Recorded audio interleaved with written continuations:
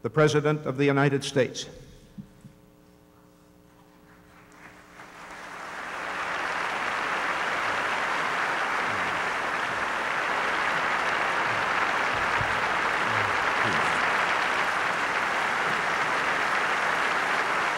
Thank you.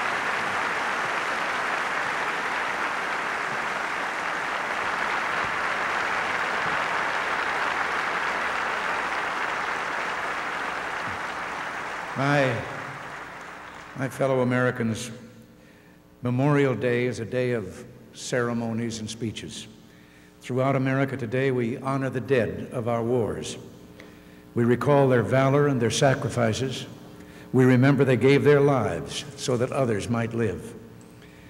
We're also gathered here for a special event, the national funeral for an unknown soldier who will today join the heroes of 3 other wars. When he spoke at a ceremony at Gettysburg in 1863, President Lincoln reminded us that through their deeds, the dead had spoken more eloquently for themselves than any of the living ever could, and that we're living could only honor them by rededicating ourselves to the cause for which they so willingly gave a last full measure of devotion. Well, this is especially so today, for in our minds and hearts is the memory of Vietnam and all that that conflict meant for those who sacrificed on the field of battle and for their loved ones who suffered here at home. Not long ago, when a memorial was dedicated here in Washington to our Vietnam veterans, the events surrounding that dedication were a stirring reminder of America's resilience, of how our nation could learn and grow and transcend the tragedies of the past. During the dedication ceremonies, the rolls of those who died and are still missing were read for 3 days in a candlelight ceremony at the National Cathedral. And the veterans of Vietnam who were never welcomed home with speeches and bands, but who were never defeated in battle and were heroes as surely as any who have ever fought in a noble cause, staged their own parade on Constitution Avenue. As America watched them, some in wheelchairs, all of them proud, there was a feeling that this nation, that as a nation we were coming together again, and that we had at long last welcomed the boys home. A lot of healing went on, said one combat veteran who helped organize support for the memorial. And then there was this newspaper account that appeared after the ceremonies. I'd like to read it to you. Yesterday, crowds returned to the memorial. Among them was Herbie Pettit, a machinist and former Marine from New Orleans. Last night, he said, standing near the wall, I went out to dinner with some other ex-Marines.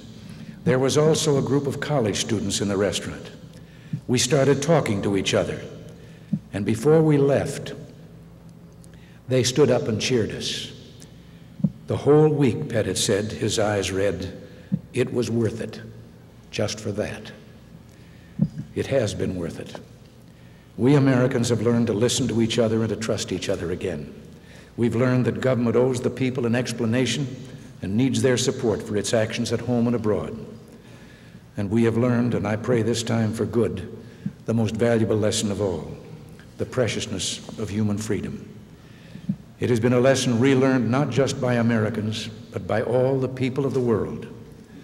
Yet while the experience of Vietnam has given us a stark lesson that ultimately must move the conscience of the world, we must remember that we cannot today, as much as some might want to, close this chapter in our history. For the war in Southeast Asia still haunts a small but brave group of Americans, the families of those still missing in the Vietnam conflict. They live day and night with uncertainty, with an emptiness, with a void that we cannot fathom. Today, some sit among you. Their feelings are a mixture of pride and fear. They're proud of their sons or husbands, fathers or brothers, who bravely and nobly answer the call of their country. But some of them fear that this ceremony writes a final chapter, leaving those they love forgotten. Well, today, then, one way to honor those who served or may still be serving in Vietnam is to gather here and rededicate ourselves to securing the answers for the families of those missing in action. I ask the members of Congress, the leaders of veterans groups, and the citizens of an entire nation, present or listening, to give these families your help and your support, for they still sacrifice and suffer. Vietnam is not over for them.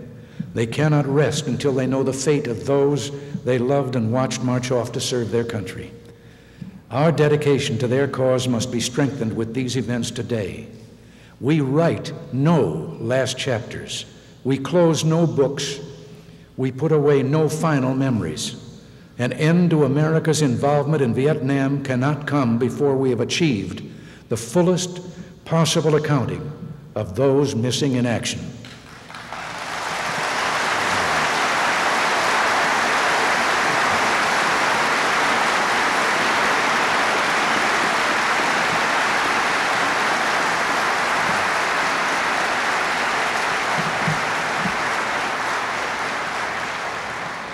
This can only happen when their families know with certainty that this nation discharged her duty to those who served nobly and well. Today, a united people call upon Hanoi with one voice: heal the sorest wound of this conflict. Return our sons to America. End the grief of those who are innocent and undeserving of any retribution. The unknown soldier who is returned to us today and whom we lay to rest is symbolic of all our missing sons. And we will present him with the Congressional Medal of Honor, the highest military decoration that we can bestow. About him, we may well wonder, as others have. As a child, did he play on some street in a great American city? Or did he work beside his father on a farm out in America's heartland? Did he marry? Did he have children? Did he look expectantly to return to a bride? We'll never know the answers to these questions about his life. We do know, though, why he died. He saw the horrors of war, but bravely faced them, certain his own cause and his country's cause was a noble one, that he was fighting for human dignity, for free men everywhere. Today, we pause to embrace him and all who served us so well in a war whose end offered no parades, no flags, and so little thanks. We can be worthy of the values and ideals for which our sons sacrificed, worthy of their courage in the face of a fear that few of us will ever experience, by honoring their commitment and devotion to duty and country. Many veterans of Vietnam still serve in the armed forces, work in our offices, on our farms, and in our factories.